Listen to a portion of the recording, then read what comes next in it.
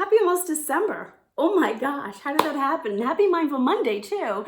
Hey everybody, hope you had a great holiday weekend. Hopefully you had some good food, maybe had some time with family, albeit probably virtually this year. Wanted to hop on here today and talk a little bit about a topic that I'm seeing a lot in social media, which is anxiety, right? We're heading from one holiday season directly into another, which can cause so much angst, especially when we just don't know where we're going to be at come holiday next month. And I get it. I experience it too. As I shared with you last week, I too am not getting to see my loved ones, and I completely understand the anxiety and the sadness that goes with that. And so I also know that as we head into the holiday and shopping and gift giving, etc., there can also be a lot of anxiety, especially as this year has hit so many, so very difficult, so very hard. And I wanted to talk a little bit about some strategies, some things that we have in our toolkit, right? Let's review what we've talked about in Mindful Mondays so often that I think are going to be really helpful as we go into the holiday season. As like I said, I'm seeing so many people talk about anxiety around heading into December. So what can we do? How are we going to handle it? How are we going to stay present and find joy in the everyday right now? So it doesn't have to be that difficult, right? We often make it harder on ourselves. Number one, listen to what's going on in your head, right? The story, the narrative that you're feeding yourself. And if you're following a scroll and that's not making you feel good and creating anxiety, mute that or unfollow for now if that's creating anxiety for you. It can be something as simple as that. We don't need to be comparing where we're at to others. Number two, take some time outside. Listen, maybe not today if you live in New York because it's really, really raining hard and really windy, and I'm hoping my power doesn't go out as it often does up here. But, taking time outside, grounding ourselves. Science has said spending time outside, connecting with nature can help us and our anxiety levels and stress levels, right, and lower them. So guess what? It's free. Go outside.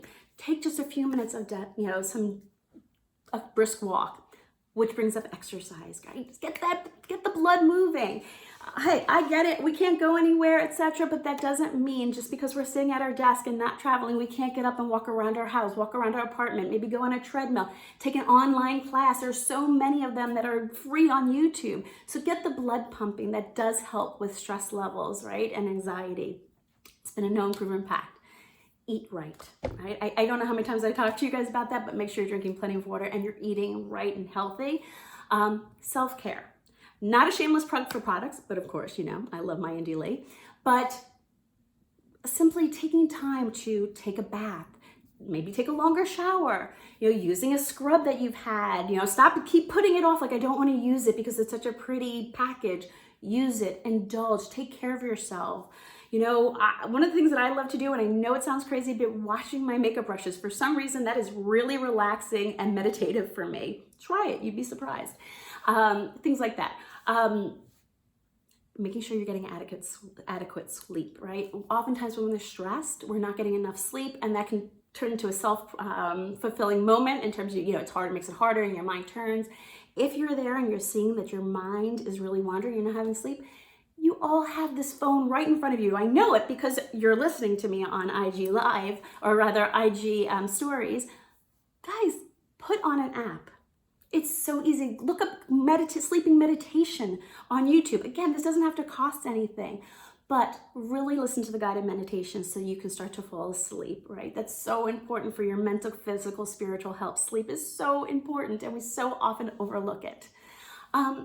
Talk to people, right? It can be very isolating right now. Set up Zooms with friends and loved ones. Again, this doesn't have to cost anything, but use this tool of connecting with others.